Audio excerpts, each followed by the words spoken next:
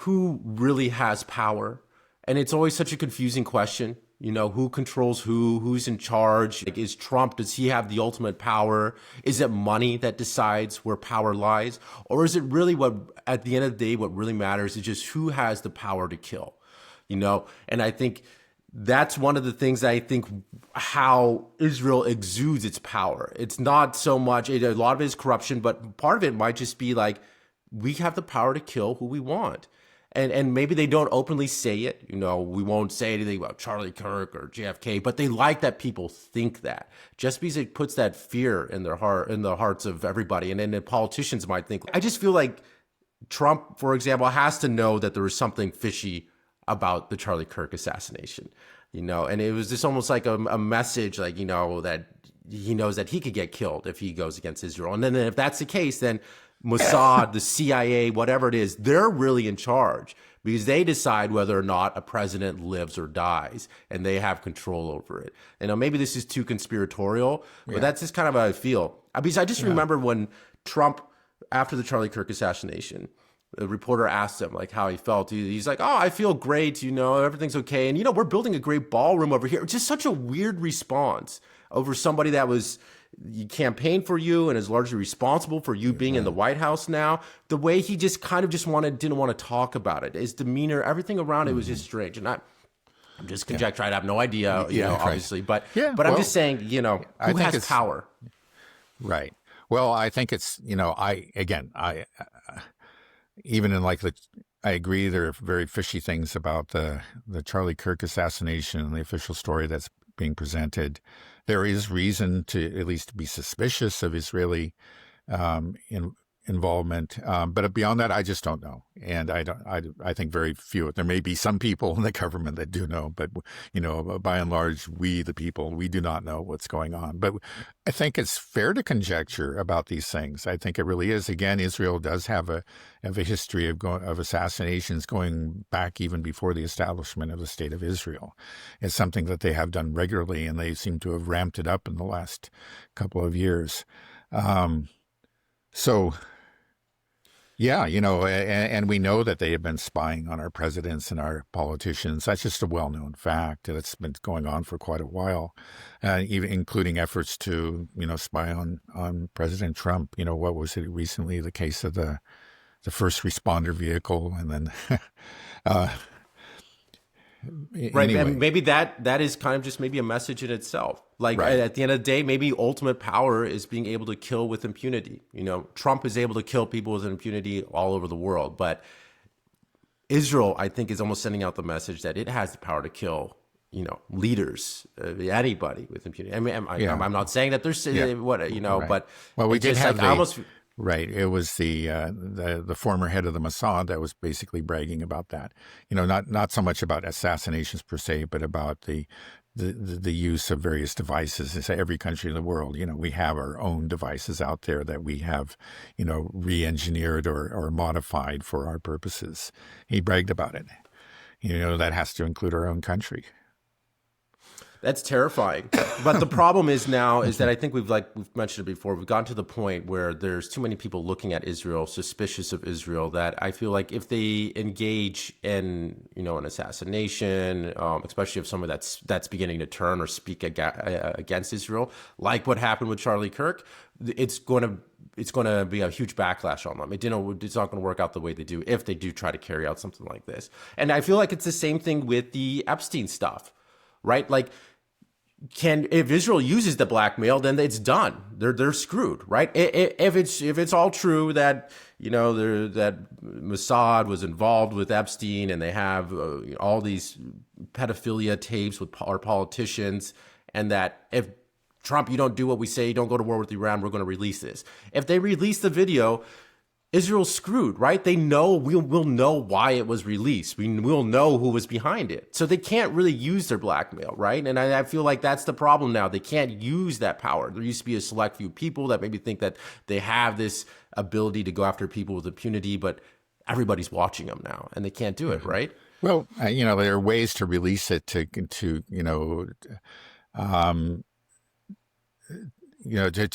maintain some sort of plausible deniability, to but we'll distance know. yourself. Yeah, well, I guess that's the thing is that people have naturally become very suspicious of Israel. So we suspect them of, so many of us suspected them, of being behind all kinds of things, and probably sometimes without cause. But again, I don't think you can blame people for being suspicious of Israel because of what we know, what we've seen. They clearly have this history. So yeah, just the fact, right, that so many people are quick to blame Israel, again, with cause. That's not to say they're always right, but quick to blame Israel. It does restrict their scope of action. I think there's no question about it. It's going to become increasingly difficult for them to engage in, these kind of operations.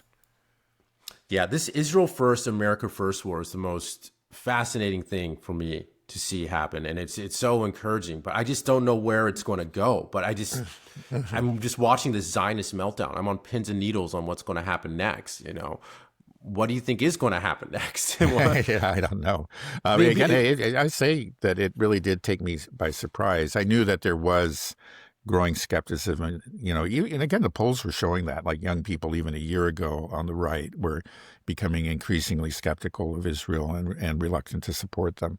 But it's the way it's exploded. Who could have foreseen the Charlie Kirk assassination and the revelations that followed? I mean, that's really quite extraordinary. So I don't know. This is moving very fast. But you're right. This is really something to focus on and keep a very close watch on. Yeah, and I keep on trying to think like, well, what are the Zionists going to do other than just being hysterical? They can't argue the merits on they can't have a debate because their arguments don't hold up at all. So they just seem to be getting more and more hysterical and just yelling at people and just calling everybody an anti-Semite. Yeah. That has lost all power now. I mean, if you're not called an anti-Semite now, you're doing something wrong. It's just. I just don't know, but I just don't know what they can do. I think anything they try to do, if we talk about Epstein or assassinations, false flags, anything like this, I just don't see any of them being able to succeed now. And so I think you're right. We may be surprised. They can be very creative and they may pull something off. But I think, again, like I said, the scope of action is greatly restricted.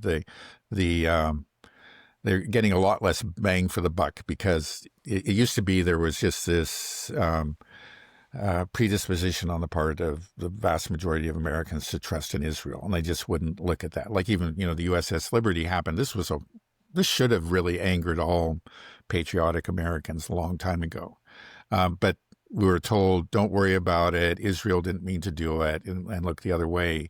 And unfortunately, I even know people personally who heard about it, were a little bit concerned, and then they were told that and reassured, and they just stopped looking at it.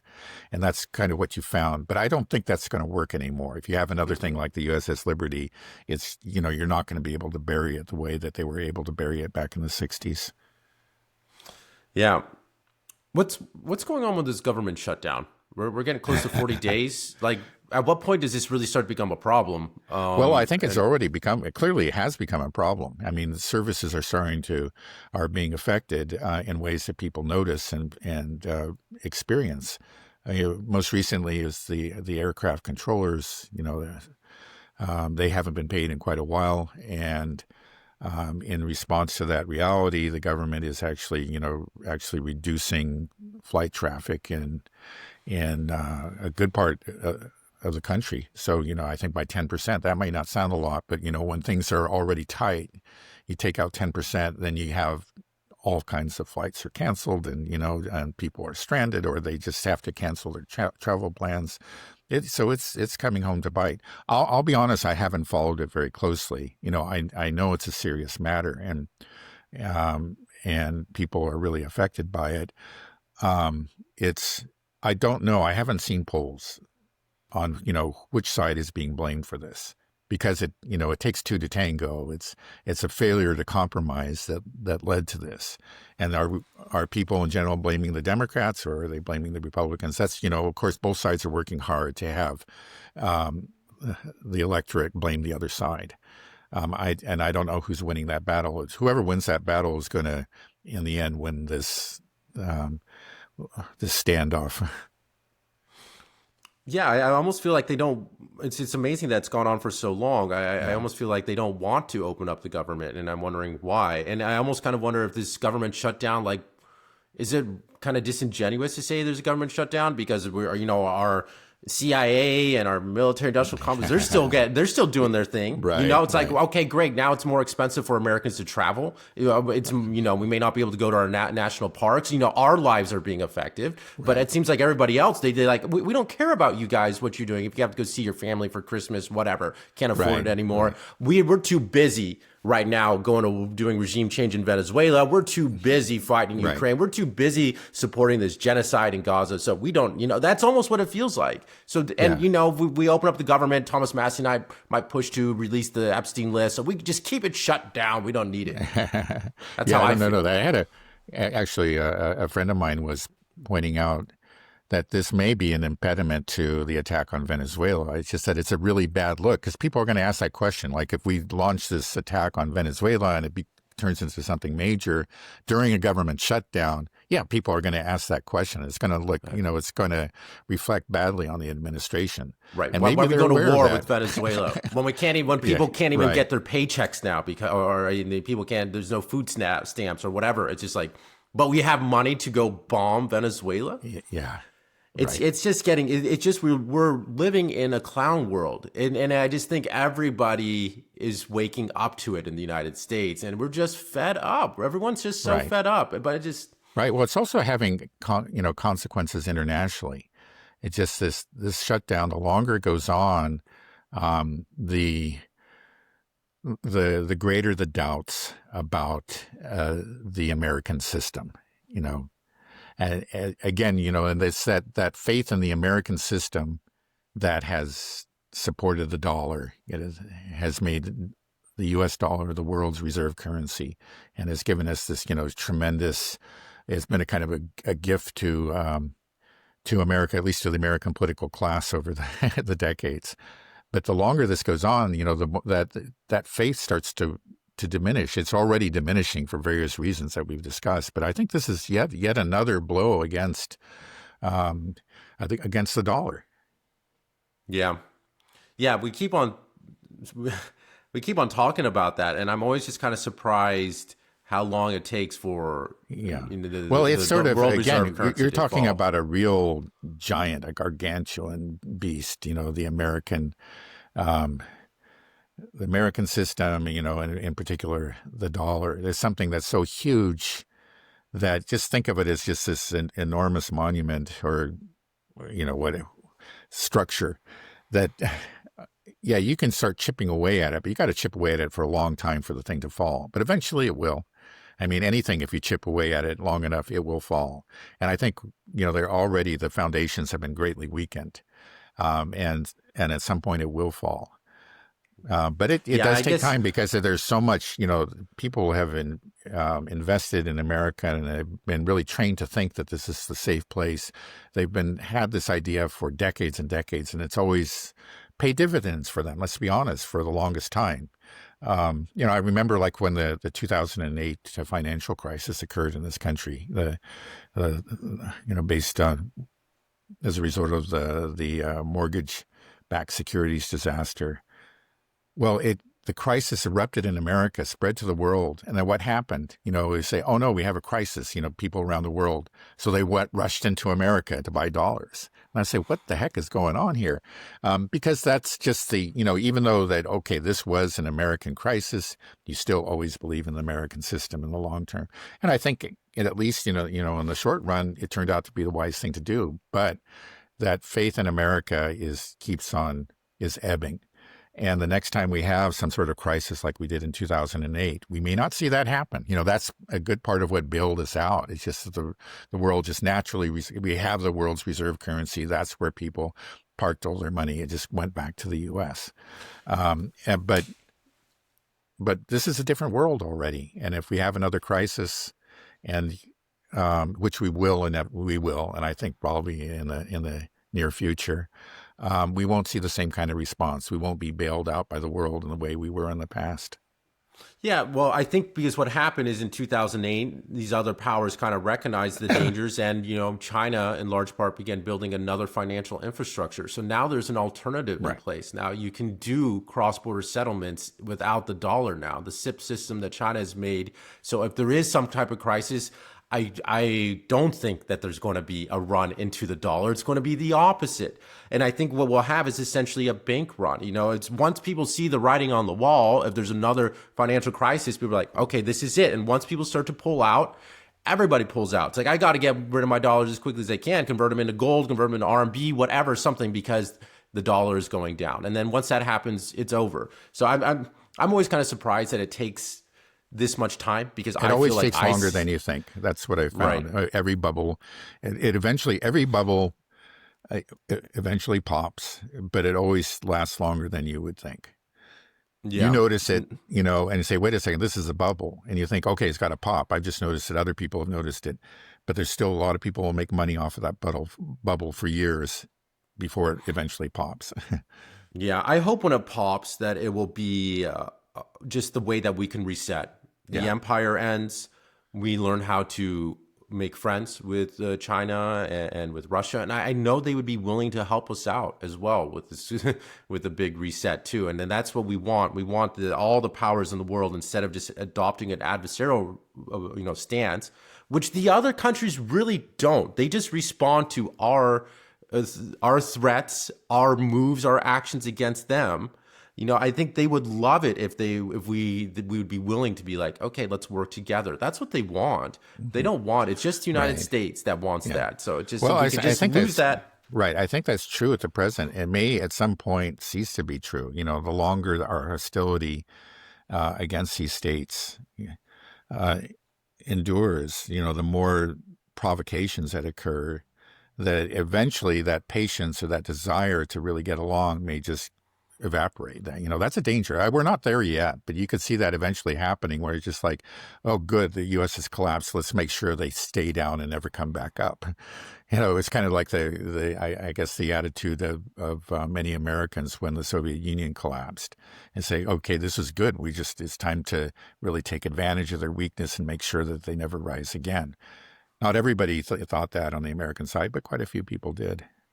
Well, let's hope that we have some more compassionate people that are in charge of China and Russia. And I think we do. I don't think there's that same drive for... I think at present that's true. I'm just wondering if at some point it may change, you know, especially if we do get a hot war in Ukraine between, you know, more than a proxy war, but a direct war between Russia and NATO, then it might change.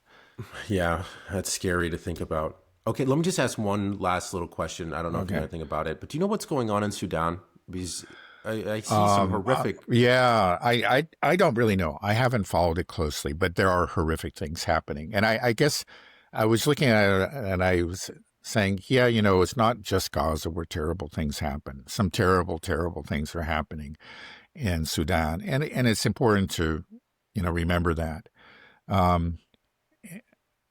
You know, some of the Israel firsters will say, yeah, you know, why aren't you talking about Sudan? And, you know, maybe they have a point to some extent. We should pay more attention to places like that. But the difference, of course, is that we don't have a Sudan lobby in the U.S. We're not sending them. They're not, you know, the billions and billions of dollars worth of weapons and making excuses for the murders and so forth. It's not. So there is a reason that we stay focused on what Israel's doing, because Israel's insisted on this American support and has made it central to our foreign policy. And then when they do these things, they're doing it in our name. And so I think the focus on Gaza is justified in those terms. But let's not forget there are terrible humanitarian disasters elsewhere. And it's, you know, it's not just, you know, the Zionists that are capable of evil. You find it in other places. And clearly there's some horrible, horrible things happening in Sudan. Okay, well, I won't dive in too much into it. But I think we can probably end it. I probably shouldn't have brought up Sudan right at the end. You know, that's a big topic, but I don't know much. I really, okay, we'll try to learn more about it. Mm-hmm. Okay, all right. Any final words, Dad? No, I think we covered a lot of ground. Okay, all right. Have a good rest of your day and a great weekend. You too. Okay, bye-bye. Bye-bye.